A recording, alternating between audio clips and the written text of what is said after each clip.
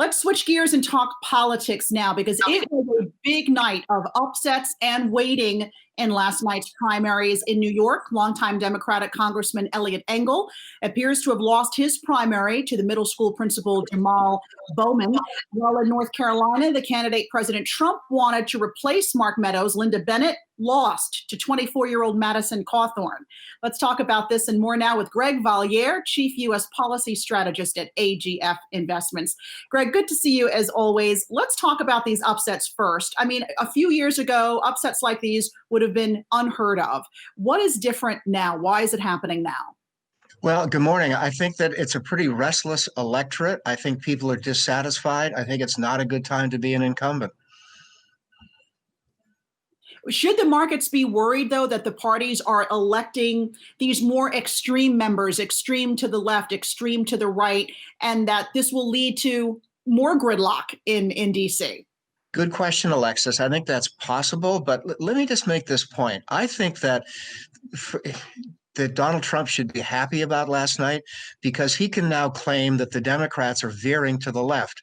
He did in his speech in Tulsa, and he can now say, after looking at Eliot Engel losing, that the far left is taking over the party. This is music to his ears. He's had such a terrible month. This is one of the few pluses that he could point to. Greg, a lot of investors have sent this market significantly higher in the past 3 or 4 months, but you hear President Trump appear to be doubling down on really tough talk on immigration and tariffs. Should investors be worried about how contentious his rhetoric could be in the lead up to the election? I fully agree. I wrote about that this morning, and I think that he's going to go back to the old playbook. He's already playing the race card, as we've seen.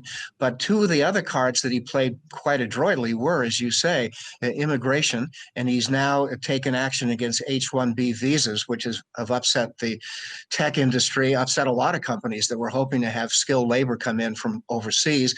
And now he's playing the tariff card. I think that he will impose tariffs on Canadian aluminum, on European goods, because they won't agree with us on taxation of tech companies. So he's going to play both of these cards, and they play well with his base. As you know, Greg, it's very rare for an incumbent to lose. The few times it happened in our country's history, the economy played a role. The economy was not doing well. Needless to say, the economy is not doing well right now. Might President Trump take steps between now and November 3rd to boost things? I'm really thinking about another stimulus package here. He seems to be backing it. Do you think we're going to get it? He's backing the idea of another round of checks to Americans. What do you think the status is on that?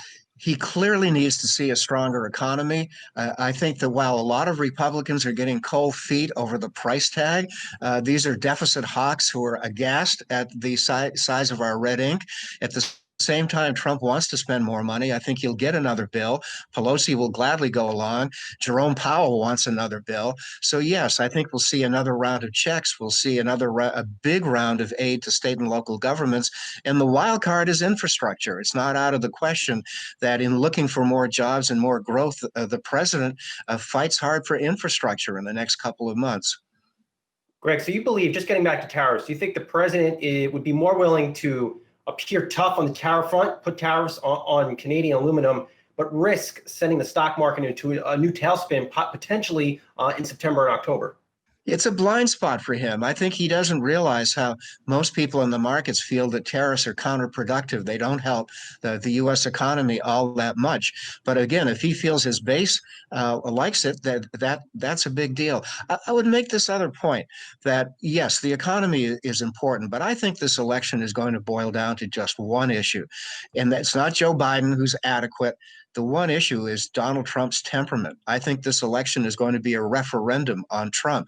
And you look at the New York Times poll this morning, his standing among, you name it, every key demographic group, his ratings on handling racial issues, his ratings on handling the coronavirus.